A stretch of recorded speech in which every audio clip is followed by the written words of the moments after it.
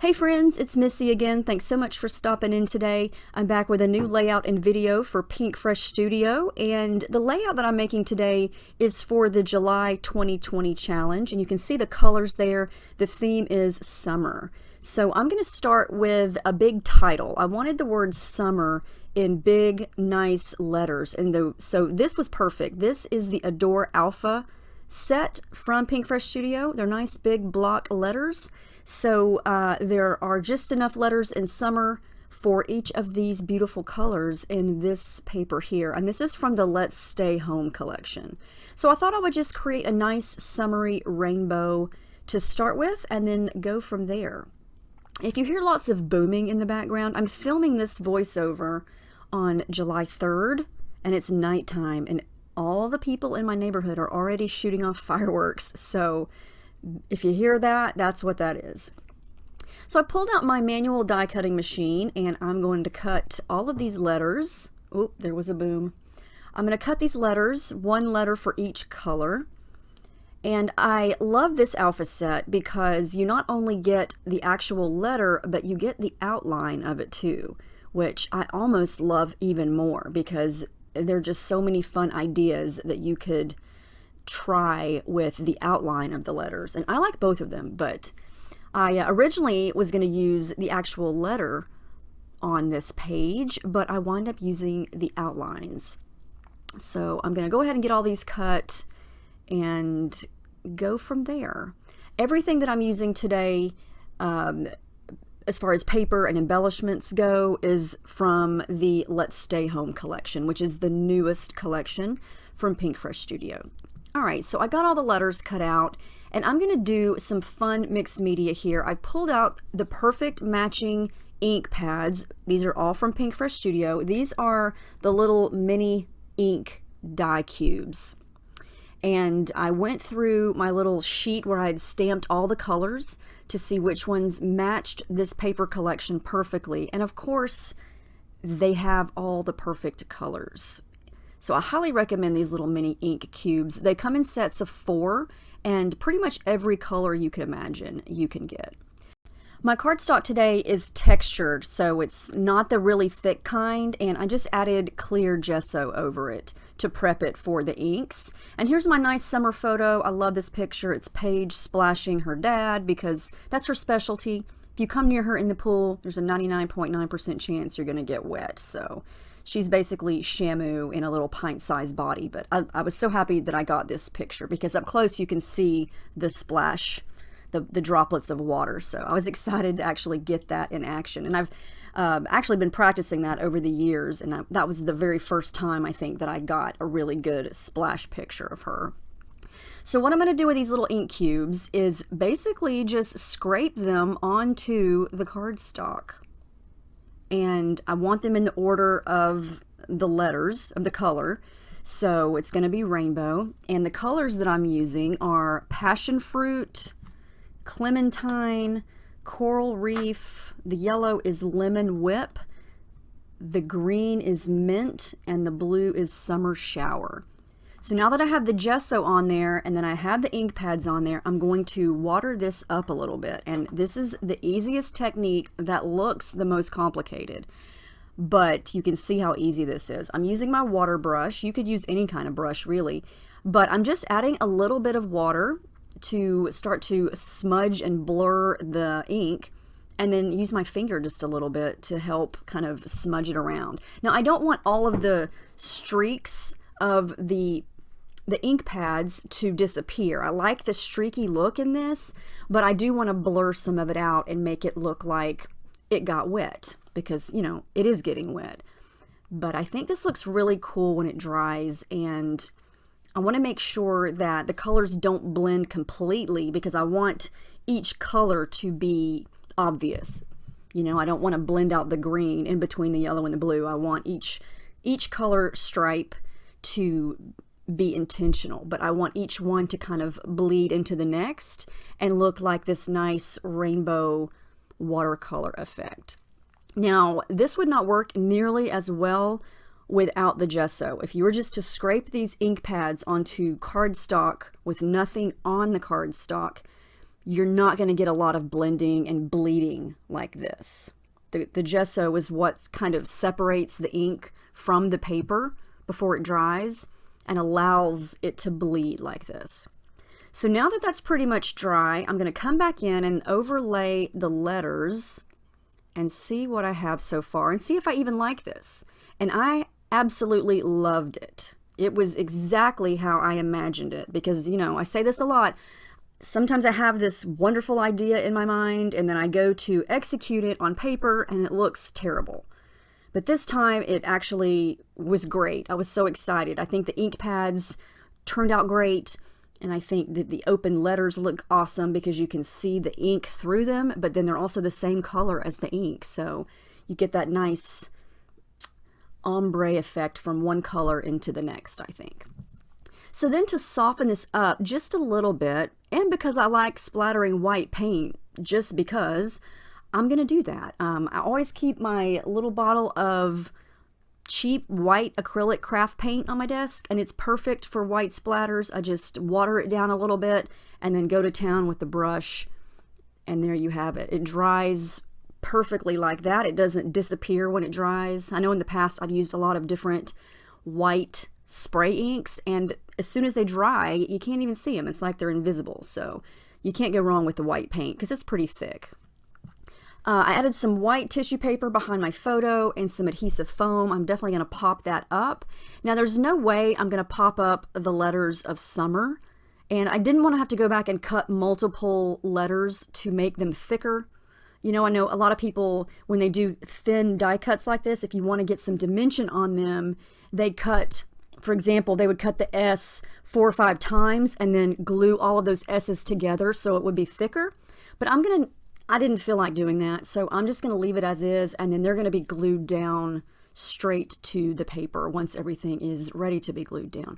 Now I'm going to work on embellishing. Like I said before, everything here is from the Let's Stay Home collection, and this piece here that I layered behind the photo and then that circle with the T together is one of those envelopes. There's a whole pack of envelopes and little pockets. Well, not necessarily full-on envelopes. I guess you could say they're more pockets than envelopes, but you can tuck things into them. So I like to kind of dismantle those if I need to, and that's what I did here. I just kind of hacked it up and used it as a layer, used it as embellishment. I'm using some floral die cuts, some puffy stickers, some chipboard circle stickers, basically anything that matched these colors on the background. And I didn't want anything huge, because I don't want to cover up all the ink. I want some small embellishments to kind of go below the word summer, but I still want all of that ink to be very visible. I'm going to use some of the die cuts up at the top, the floral ones and the leafy ones. There's not too many of those in this collection, but there are a couple. And they're white, but the outline is in a bright color, so I'm going to use those. And then I cut this one up. This one was one die cut that said slow days. I just fussy cut out days, and I'll save slow for something else. So that's an example, and I say this a lot. If you have a die cut or a sticker or something and you only want to use half of it or a piece of it, don't be afraid to cut it in half or cut part of it out. Like, I didn't want this to say summer slow days. I just wanted it to say summer days. So instantly fix that. I just trimmed out days, and now I don't have to use the slow part. So, you know, don't be afraid to just cut something up and use it as you see fit. You know, there are no right or wrong rules in scrapbooking, I say. Yeah, just cut it up. And it took me a long time to get comfortable with that, because I always thought, you know, I have to use this giant flower as it comes, and that's just not the case. If you want to cut something up, do it. You're still using it, right? You're just using it how you want to use it. Anyway, off my soapbox of rules of scrapbooking that don't even exist. I'm going to start to glue things down. I kind of wanted the small embellishments down below to just kind of look like a little sprinkling of things. So I wanted a couple of blue things, a couple of green, and just small little things. So you saw me fussy cutting out a couple of hearts from that big 12 by 12 paper. And then I cut out a little cluster of blue flowers, a little blue heart with a white, a blue circle with a white heart. Yeah, just little teeny tiny things that make a big impact. but don't overpower things. You know, I always say that when I make a mixed media background, you know, a lot of it does get covered up. That's just the nature of making your own background. You know, if you were to use a pattern paper as a background, a lot of that would get covered up. Same thing with a mixed media background. But you always have the choice if you want to cover up a lot of it or you want to cover up a little of it. You know, it's all up to you. So in this case, I don't want to cover up a lot of it because I love how it looks, and I want the rainbow effect to be front and center. So that's why I went with small little pieces here. So I'm matching up some thread, and I haven't even mentioned yet that I'm trying my best to embellish tone on tone, meaning red on red, orange on orange, so on and so on. So I added blue thread over to the right, since that's kind of the blue stripe, and then the reddish color over to the left. It's not a full true on red, but it's the red in this situation. Now the only thing that doesn't really match is the dark green T that says together, but I like the way that looked there because the background of the photo itself, it looks really dark here, but it's actually a dark green hedge. So I felt like the dark green circle was okay there, and it doesn't really mess up the tone on tone effect, I don't think. But now here is how I'm going to glue down these letters. I used this in a recent video a few days ago.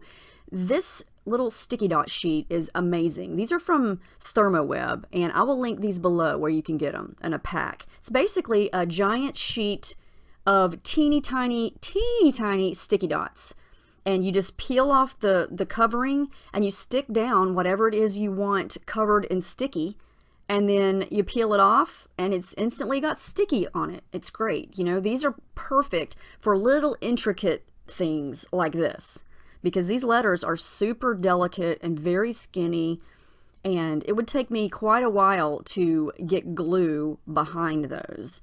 So these sticky sheets are awesome. And again, they're by ThermoWeb. They come in a pack, so you get several sheets. I can't even remember, they're not that expensive, but one sheet will last a long time because there are a lot of sticky dots on there. But anyway, I'll link that below if you're interested in getting some of those.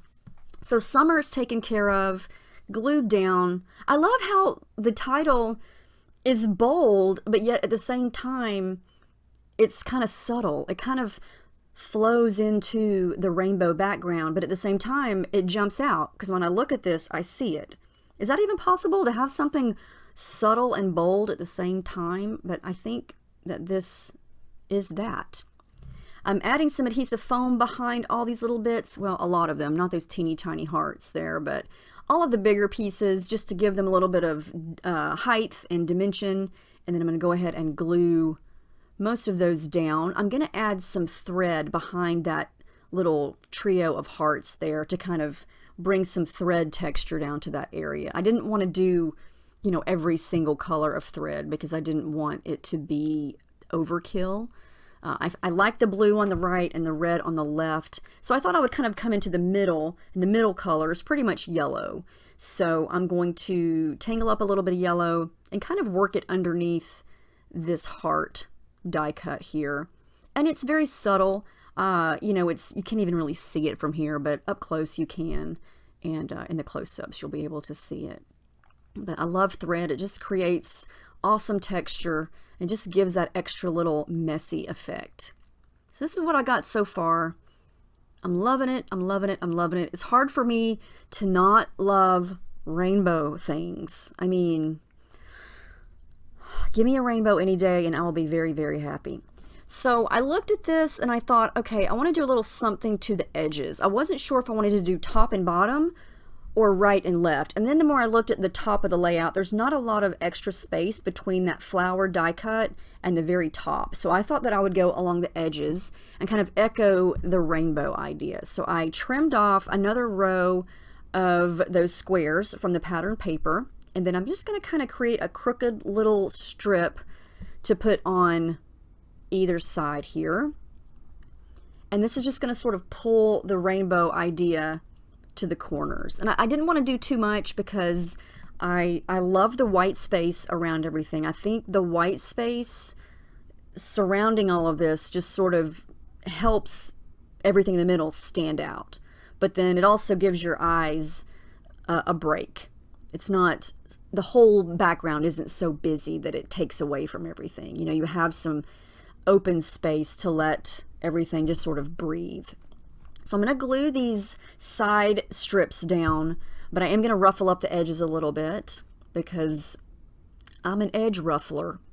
I just like to do that. I don't know. Sometimes smooth edges just bug me and I want to mess them up. You know, I look at a piece of white cardstock and I think, yeah, you need to get dirty, so we're going to mess you up, because I can't have things looking clean and straight all the time. So yeah, thank you for the edge distressor. So I thought I would soften up these colors just slightly by adding some white gesso over them. In the end, this really didn't even make a difference, but I thought that I would just sort of add a little bit of distressing to the colors of these so they weren't so bright. And yeah, in the end, it doesn't even really matter because it is what it is. But I did add a little bit of machine stitching, and I forgot to show you that up close, but I just used white thread and I went one stitch, there's a new word, one straight stitch along the edge of each of the strips there. So just a little bit of texture. I'm going to add my journaling right here in the middle with my gold metallic pen, which I fear is almost out of ink. I had to really baby it and work with it, but it finally worked for me. And then I thought I would echo the gold because to me gold just screams summer. So I just watered down some Martha Stewart gold metallic acrylic paint.